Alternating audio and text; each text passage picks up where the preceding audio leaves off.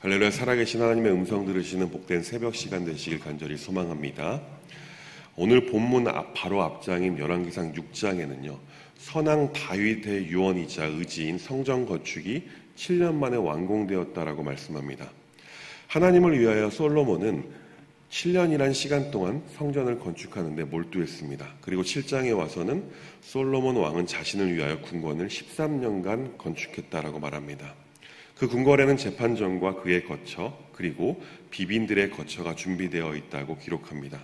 그리고 이제는 성전에 필요한 기물들을 만들어 놓기 위해 세공업자 히람에게 그 일을 맡기고 히람이 그 기물들을 만들기를 마쳤다고 오늘 본문 40절은 말씀하고 있습니다. 40절 말씀을 함께 다시 한번 보도록 하겠습니다. 함께 읽습니다. 히람이 또 물두멍과 부삽과 대접들을 만들었더라. 이와 같이 히람이 솔로몬 왕을 위하여 여호와의 전에 모든 일을 마쳤으니. 아멘. 여기서 생각해 볼 것이 하나 있습니다. 그것은요, 바로 세공업자 히람이 비록 솔로몬 왕의 명령이긴 하였지만 그 성전의 기물들을 만들었을 때 히람이 하나님의 성전 안에 있는 기물들을 만들 때 하나님이 아닌 솔로몬 왕을 위하여 만들었다라고 기록하고 있다는 것이죠. 히람은 성전의 기물들을 만들고 하나님께 드린 것이 아니라 솔로몬 왕을 위하여 드렸다라는 것입니다. 우리가 교회를 성전이라 부르죠. 그리고 성전에 무엇인가 기증을 하는 것을 성전에 헌물한다 혹은 하나님께 헌물한다라고 말씀합니다. 성전에 헌물을 한다는 것은 하나님 앞에 드린다라는 것입니다. 왜냐하면 성전은 하나님이 거하시는 곳이기 때문에 그렇습니다. 그래서 그렇게 드린 헌물은 우리는 함부로 사용하지 않습니다. 왜냐하면 하나님께 구별되어서 드렸기 때문입니다. 그런데 히람은 물론 솔로몬 지시였지만 하나님이 계시는 성전의 기물을 만든 일을 하나님이 아닌 솔로몬 왕을 위해서 만들었다라는 그 자체에 우리가 한 번쯤은 생각해 볼 필요가 있습니다. 물론 솔로몬이 그 기물을 받아서 하나님 앞에 거룩하게 드렸을 수도 있습니다. 근데 그것은 어디까지나 솔로몬 왕 개인의 드림이지 그 기물을 만든 세공업자 히람의 목적이 아니었음을 그것에 우리는 집중할 수 있어야 합니다. 그렇게 우리도 앞으로 하나님의 성전 되시고 주님의 몸된 교회에 드리는 것은 누군가에게가 아니라 하나님 앞에서 드린다라는 거룩한 마음가짐으로 드려야 할 줄 믿습니다. 다시 본문을 돌아와 40절 말씀 보면요. 그가 만든 히람이 만든 기물들은 물두멍과 부삽과 대접들을 만들었다고 말씀합니다. 물두멍은 제사장이 성소에 들어가기 전에 손과 발을 씻고 몸을 정결하게 하는 데 사용되는 대야라고 볼 수 있습니다. 부삽은 번제단에서 희생 제물을 태울 때 발생한 그 재를 청소하는 도구로 청동으로 만들어졌습니다. 훗날 바벨론에 의해서 예루살렘이 함락될 때 약탈된 성전 기물 목록에도 언급되었습니다. 대접은 아시는 것처럼 말 그대로 대접을 말합니다. 이어서 41절부터 45절까지의 말씀을 보면요. 세공업자 히람이 솔로몬 왕을 위하여 제작한 놋 기물들에 대해서 자세하게 설명하고 있습니다. 이 히람이 만든 것들을 간단하게 보면 두 기둥에 관련된 것들이라고 볼 수 있습니다. 그리고 기둥 머리에 씌운 각 그물에 두 줄로 장식한 석류 400개를 만들었다 기록합니다. 그리고 받침대 10개와 받침대 위에 놓을 대야 10개, 그리고 바다 모양 물통 1개, 그 바다 모양 물통 아래 받쳐놓은 황소 모양 12개와 솥과 부삽과 피 뿌리는 대접들을 만들었다라고 기록합니다.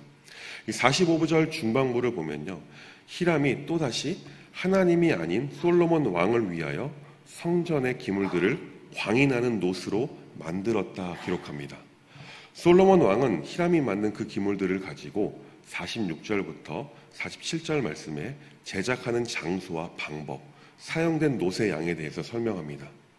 솔로몬 왕은 이 기구들, 히람이 만들어 온 기구들을 숫국과 사르단 사이에 있는 요단 계곡에 진흙에 부어서 만들게 했습니다. 근데 그 기구들이 너무 많아서 솔로몬이 그 무게를 달지 못했다라고 말합니다. 또한 이것에 사용된 놋의 무게도 알지 못한다라고 기록하고 있습니다. 한마디로 만든 양이 너무나 많아서 얼마나 만들었는지, 놋의 양이 얼마나 사용되었는지 모를 정도로 많이 만들었다는 것입니다. 그리고 이어서 48절부터 50절 말씀을 보면요. 성전에 들어간 기구 중에 솔로몬 왕이 특별하게 금으로 만든 것들에 대해서 말씀하고 있습니다. 이 솔로몬이 만든 금 기구는요. 금 제단과 빵을 늘 차려놓은 금으로 만든 상, 그리고 10개의 순금 등잔대들과 금으로 만든 꽃장식과 등잔, 그리고 부집게와 순금으로 된 잔, 심지 다듬는 집게와 피 뿌리는 대야적, 향로와 불 옮기는 그릇과 내실, 곧 지성소 문에 다는 금 돌적이와 성전 바깥문에 다는 금 돌적이를 만들었다라고 기록하고 있습니다. 금 돌적이는요, 문짝을 문설주에 달아 문을 여닫게 하는 쇠붙이를 말합니다. 쉽게 말하면 경첩이라고 할 수 있죠. 다시 말해 솔로몬이 만든 금 기구들은요, 솔로몬이 특별하게 하나님 앞에서 직전에 사용되는 물건들이기에 당시에 가장 좋은 것, 물론 지금도 금이 가장 좋죠. 근데 금으로 그 기구들을 만들었다는 것입니다. 51절 말씀을 함께 보도록 하겠습니다. 하겠습니다.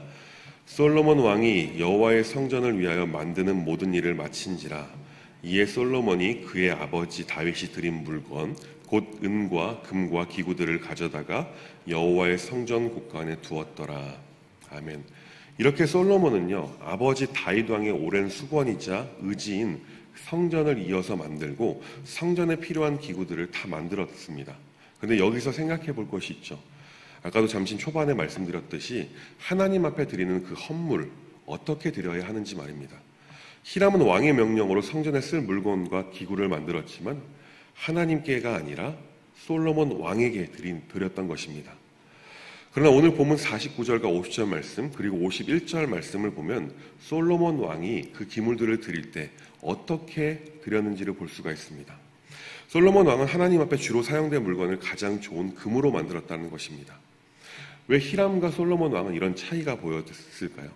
히람은 이전에 그 어느 누구에게도 하나님 앞에 드리는 헌물에 대해서 어떠한 마음가짐으로 드려야 할지 교육받지 못했을 것입니다.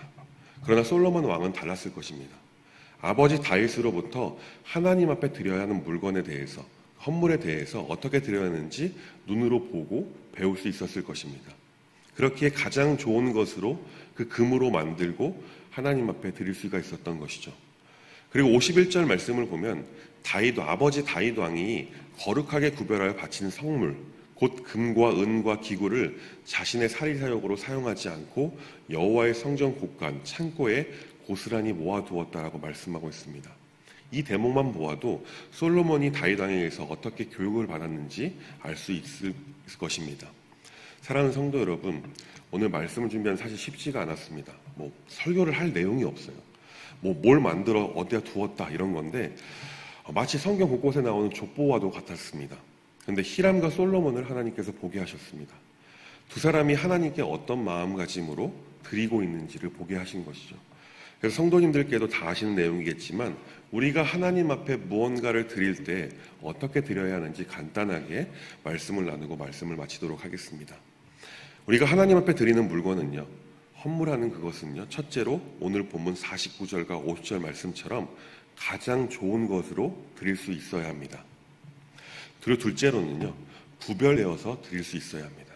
같은 것이라도 하나님께 드리는 것이기에 가장 좋다고 여겨지는 것, 가장 깨끗한 것을 드릴 수 있어야 하는 것입니다. 예를 들면 그런 것입니다. 지금 이 자리에 계신 권사님들 중에서도 그렇게 하실 분도 계실 텐데요. 주일에 우리가 예배 드리러 나오기 전에 전날 토요일에 가장 깨끗하고 빳빳한 지폐를 이미 가지고 온 봉투에 넣어서 성경책에 끼워서 가지고 오는 것과 같이 하나님께 드리는 것이라면 거룩하게 우리가 구별되어서 드려야 한다는 것이죠. 셋째는요, 51절 말씀처럼 하나님 앞에 드려진 물건은 내 개인적인 용도로 사용되어서는 안 됩니다. 또한 내가 드렸다고 해서 내 것이라고 여기지 말아야 합니다. 마지막으로는 다 아시는 것처럼 두렙돈을 드린 과부의 마음을 본받아 나의 전부라도 기쁜 마음으로 기꺼이 드릴 수 있는 마음으로 하나님 앞에 드려야 될 줄 믿습니다. 사랑하는 성도 여러분, 우리에게 주어진 것은 내 것이 아니죠. 하나님께서 은혜로 우리에게 허락하신 것임을 믿으시기 바랍니다. 이것을 믿는 믿음으로 또한 기쁜 마음으로 기꺼이 드릴 수 있는 저와 우리 모두가 될 수 있길 간절히 소망합니다. 기도하겠습니다.